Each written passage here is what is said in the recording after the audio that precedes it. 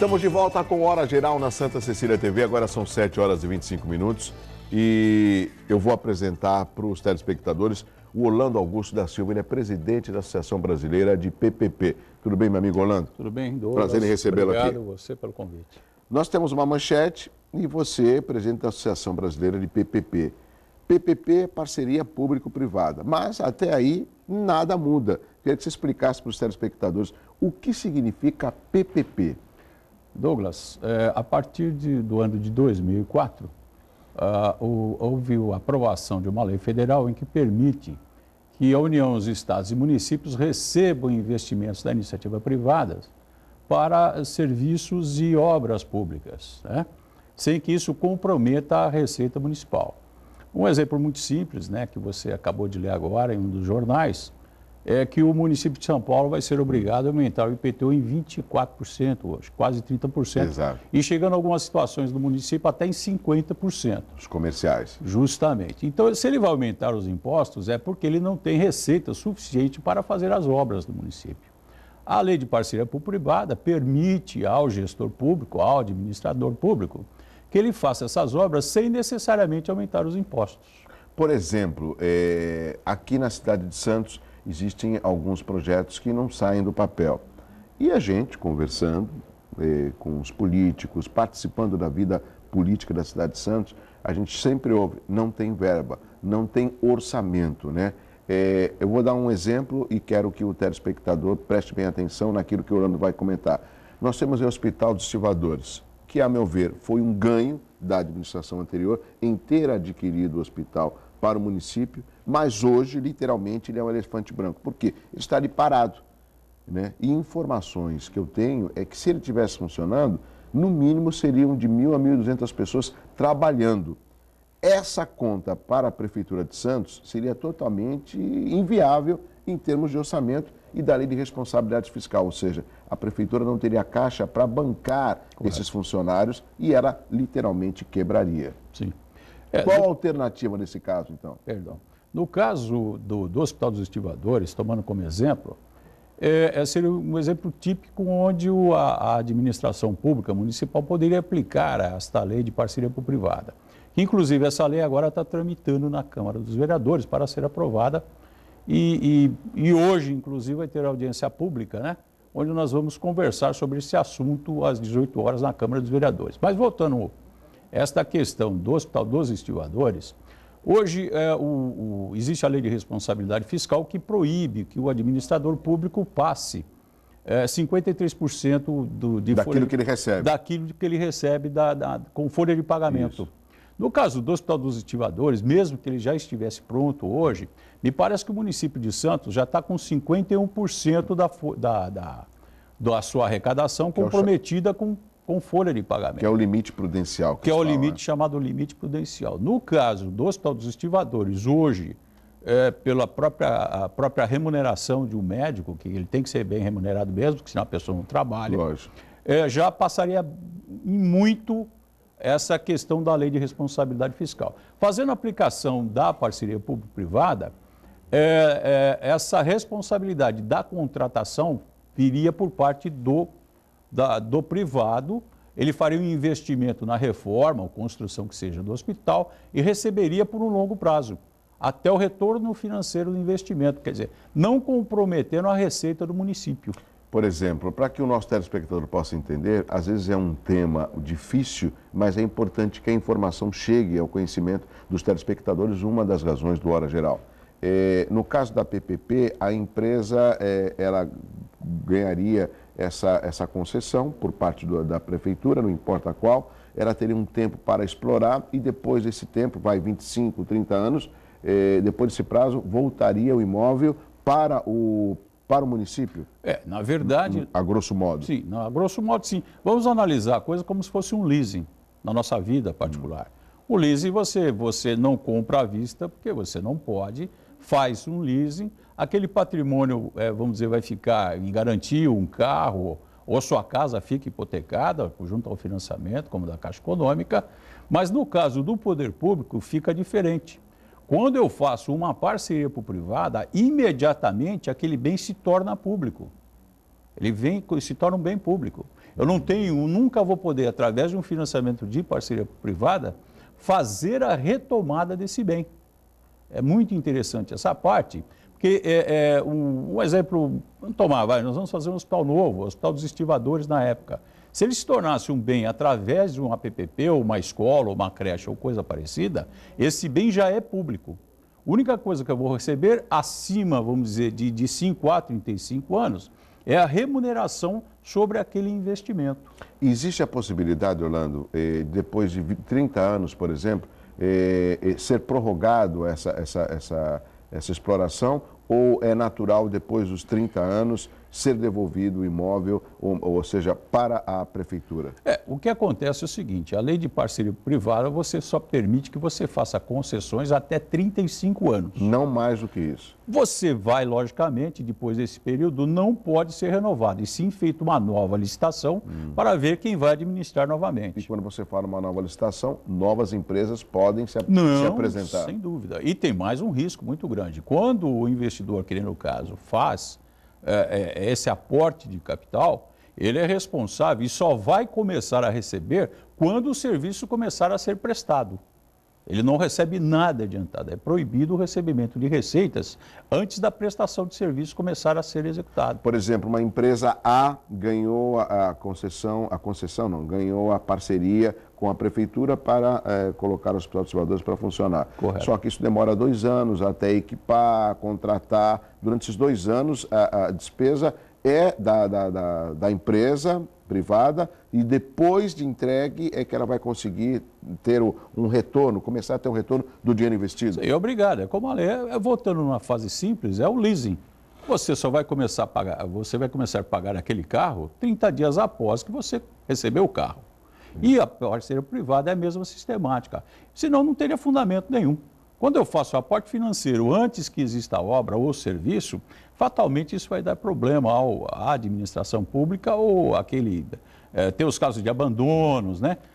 Obras mal concluídas. Na PPP é proibido qualquer tipo de aporte financeiro antes da execução do serviço. Eu acho excelente que você colocou, Orlando, que a gente vê algumas empreiteiras que às vezes quebram no meio do caminho, não prestam serviço e quando entregam uma porcaria que não dura nem 6 meses, nem 1 ano. Eu aqui falo várias vezes com relação ao quiosque do Canal 2 que foi entregue, está fazendo 1 ano, já tem rachadura, goteira. Eu não consigo entender, se você faz uma licitação, ganha uma empresa, ela recebe por isso, por que ela tem que entregar um péssimo serviço?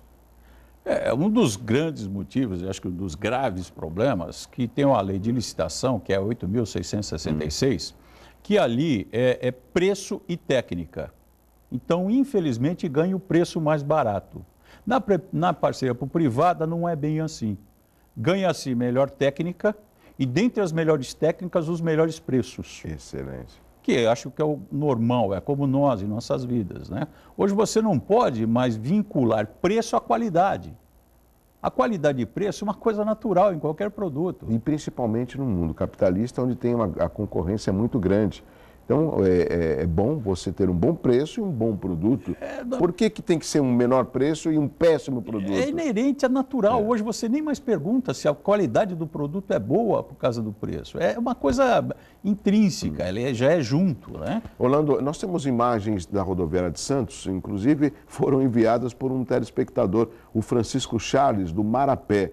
Ele questiona as condições de atendimento da segurança do local. Olha lá, essa rodoviária de Santos, que na realidade eu quero até agradecer o telespectador, eu não pensei na rodoviária, eu pensei no Hospital dos Estivadores. Agora, a rodoviária, ela não está no porte da cidade de Santos. Um local espaçoso, mas não tem um mínimo de infraestrutura. Eu me lembro uma vez, Orlando, que eu fui na rodoviária e era um dos funcionários de uma dessas empresas, ele que gritava para chamando a próxima saída. Atenção, São Caetano, Mogi. Eu falei, não tem um sistema de alto-falante? Ou seja, essa é a nossa rodoviária de Santos, que você conhece. Sim. O que acontece ali nesse caso, isso é típico de uma parceria público-privada. Existem várias empresas, inclusive nós já fomos procurados por algumas para a questão da rodoviária de Santos, né? onde eu acho uma coisa natural. A administração de uma rodoviária não precisa ser necessariamente vamos dizer, uma despesa ao erário público municipal. Esses são serviços que podem ser feitos naturalmente por PPPs, eu não vejo nada demais. Existem investidores, muitos investidores interessados, inclusive na rodoviária de Santos. Eu acho ela extremamente factível e rentável. O grande problema do município de Santos não receber mais linhas de ônibus é simplesmente pela falta de espaço dentro da rodoviária. Agora, Orlando, com relação à rodoviária especificamente, nós sempre observamos um grande número de movimento na época de temporada, de verão. E a rodoviária, a meu ver, quando eu não conheço uma cidade, e eu não vou de carro, eu vou de ônibus, é a rodoviária que é o receptivo. Correto. E a gente tem ali um receptivo perigoso, além da infraestrutura, da falta de manutenção há anos, né?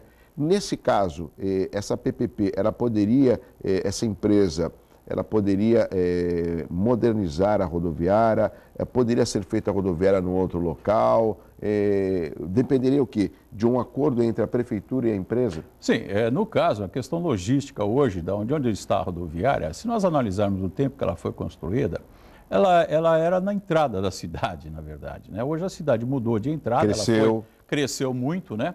Hoje a entrada da cidade é na Avenida Nossa Senhora de Fátima ali, né? E eu acho que ali seria um local perfeito para uma nova rodoviária, né? Transformando até o local da rodoviária, como o próprio município precisa, ele cresceu muito, até de um novo paço municipal, fazendo uma troca. Ali é a entrada da cidade, por exemplo. Justamente. É um outro problema, a quantidade de caminhões. Correto. De horas e horas as pessoas ficam esperando dentro dos ônibus, até para conseguir cruzar, né, a Nossa Senhora de Fátima. Não só pela quantidade de caminhões, mas também pela logística da cidade, que mudou bastante, né? Quando a gente fala de PPP, e aí a gente está vendo o grande número de veículos que chegam na entrada da cidade de Santos, tem até um projeto do prefeito Paulo Alexandre que muda aí, na realidade nem muda, acaba construindo uma nova entrada da cidade e ele já assinou com uma parceria junto com o PAC, governo federal, no valor de 269 milhões, que foi assinado agora em julho. Correto. Essa entrada da cidade, por exemplo, além do dinheiro do projeto, dinheiro que está sendo liberado, e no dia de hoje o prefeito Paulo Alexandre está lá em Brasília discutindo, entre outros assuntos, essa parceria, poderia acontecer via PPP? Este caso aí, na verdade, são melhorias de obras públicas, exclusivamente, né? Nós não poderíamos, ou poderíamos, depende, precisa fazer um estudo, vamos dizer, de análise técnica e financeira, para ver se existe alguma possibilidade do retorno financeiro do investimento. A rodoviária em si já é lógico, né? Você tem as taxas cobradas na passagem, que já é um incremento de receita no caso da rodoviária. No caso da entrada da cidade, que é essa busca desse dinheiro junto ao PAC, são melhorias de obras, que é aí onde entram as parcerias público-privadas. Neste caso, exclusivamente da entrada da cidade, nós não teremos como fazer pode ser um retorno financeiro do investimento. Mas se dentro de um complexo, um exemplo, existe aqui na região, né, principalmente no Guarujá, a intenção de fazer o chamado retroporto.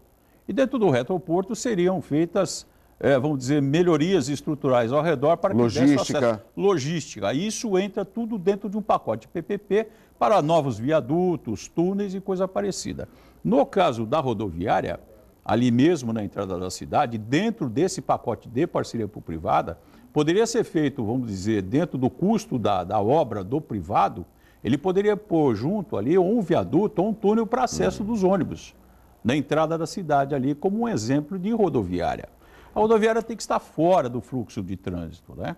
Você não pode ficar ali. As pessoas levam muitas vezes horas até chegar à rodoviária e depois chegar ao destino de suas casas, né? Você viu ali os caminhões na Anchieta, na entrada da cidade. Imagina então os ônibus que têm que passar por esse trânsito para chegar na cidade. Sim, eu acho que E outra coisa, se nós fizermos a rodoviária antes da entrada da cidade, ou melhor, ali na entrada da cidade, ajuda até o trânsito local mesmo, até o trânsito para dentro da cidade. Que aí você colocaria simplesmente só os ônibus urbanos e não o trânsito muito grande, que nem você falou mesmo na temporada, e hoje não é só temporada, é o ano inteiro. Não, o ano inteiro, basta um final de semana prolongado. Não, e as pessoas que se sobem, descem, trabalham, né? Em São Paulo hoje, o fluxo é gigante, é muito grande, é ônibus para o Brasil todo. Eu me lembro que o doutor Colombo, do Visão Laser, ele tinha um compromisso para vir, inclusive, acho que é uma defesa de uma tese que o filho dele ia apresentar em São Paulo, e ele estava no trânsito, ele até ligou para mim indignado, falou, Douglas, meu filho vai apresentar um trabalho às 9h30 em São Paulo, eu saí 6 da manhã de casa, eu estou parado no trânsito. Ele perdeu a apresentação do filho. Doutor Colombo, que sempre acompanha o Hora Geral. Um abraço, doutor Colombo. E nós temos um problema muito grave da Baixada, que é o seguinte, nós só temos uma saída para São Paulo. Se você analisar friamente, né, eu acho que nós precisamos, a cidade cresceu muito. Lógico. As obras viárias, né, de acesso à Baixada foram feitas há muitos anos. Ninguém esperava esse desenvolvimento tão grande, né? Lógico, o Porto de Santos é o maior porto do Brasil, mas as pessoas moram na Baixada, elas não vão e vêm ao porto, né, como os caminhões. Então, nós temos que ver uma ótica maior, que é através de uma parceria privada ou coisa parecida, novos modais de transporte para a Baixada Santista. Hoje você pega a estrada de ferro Santos-Mairinque, que ela é uma estrada parada hoje em dia, que ela tem um acesso, um tronco que vai até Santo Amaro, na cidade de São Paulo, até o metrô de Santo Amaro. Então isso aí poderia ser mais um novo modal de transporte para a Baixada. Que é o ferroviário. Que é normal. E é bom deixar bem claro, Orlando, que não é o porto que tem uma cidade. É a cidade de Santos que tem um porto. Né? Eu vou chamar o intervalo e já vou deixar uma pergunta para o Orlando responder depois do intervalo. Eu quero saber quais as cidades, se você tem essa informação, das 9 da região metropolitana, já tem a PPP aprovada. Mas o Orlando vai responder depois do intervalo. Eu volto já com Hora Geral.